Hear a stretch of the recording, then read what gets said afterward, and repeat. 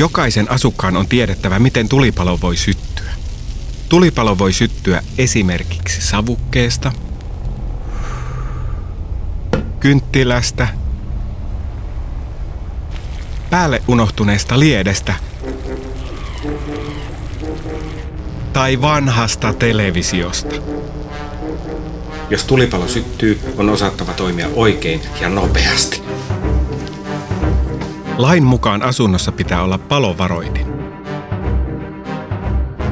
Jos asunnossasi ei ole palovaroitinta, sinun pitää hankkia sellainen.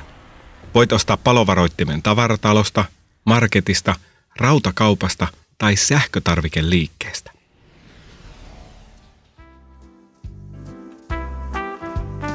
Palovaroitin kiinnitetään kattoon noin 0,5 metrin päähän seinistä. Lain mukaan asunnossa pitää olla yksi palovaroitin 64 metriä kohti. Palovaroitin kannattaa kuitenkin laittaa kaikkiin makuuhuoneisiin ja eteiseen, vaikka asunto olisi pienempi kuin 64 metriä. No hei.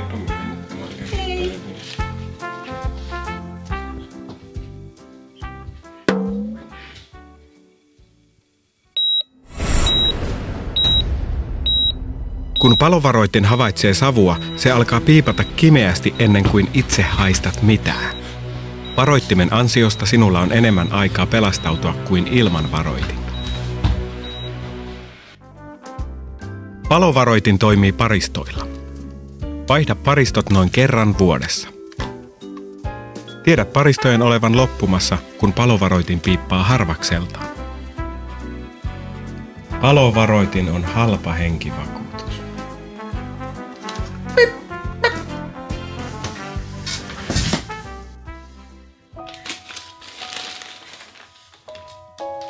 Hanki asuntoon myös sammutuspeite. Kaiken varalta.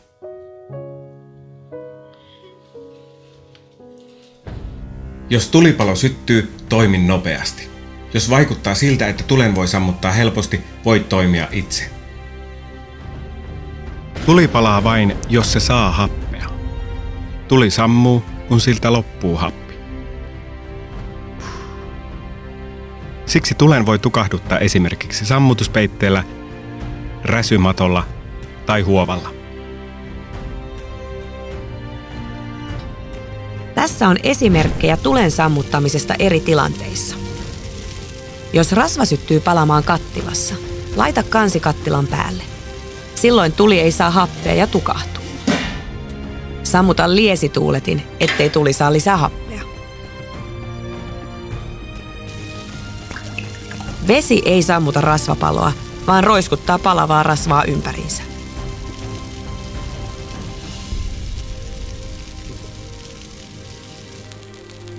Jos kynttilä sytyttää vaikkapa pöydän, tukahduta tuli nopeasti esimerkiksi matolla, huovalla tai sammutuspeitteellä.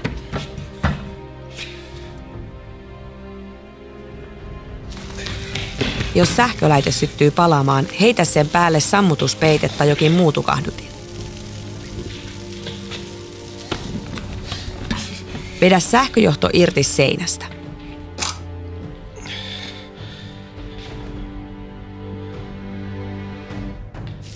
Jos sähkölaite syttyy palamaan, sen päälle ei saa heittää vettä, koska vesi johtaa sähköä hyvin. Älä laita tavaroita lieden päälle tai sen lähelle. Tämä on tärkeää paloturvallisuuden vuoksi. Jos tulipalo ei ole hallittavissa, pitää pelastautua. Silloin jokainen hetki on kallis. Savu täyttää huoneen yleensä 2–3 minuutissa. Savussa on häkää ja myrkyllisiä kaasuja. Ne tappavat nopeammin kuin tuli. Toimi näin, jos asunnossasi syttyy hallitsematon tulipalo. Ota mukaasi kaikki asunnossa olevat ihmiset ja poistu asunnosta. Sulje ovi takanasi.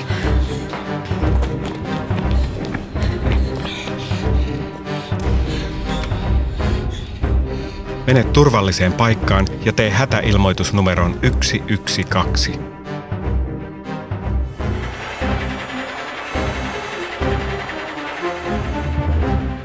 Opasta palokunta paikalle.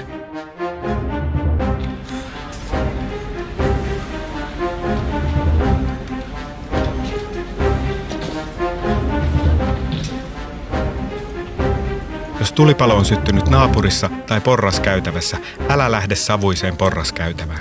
Pysy omassa asunnossasi ja odota pelastuslaitoksen ohjeita. Kerrostalot on rakennettu niin, että palo ei leviä asunnosta toiseen.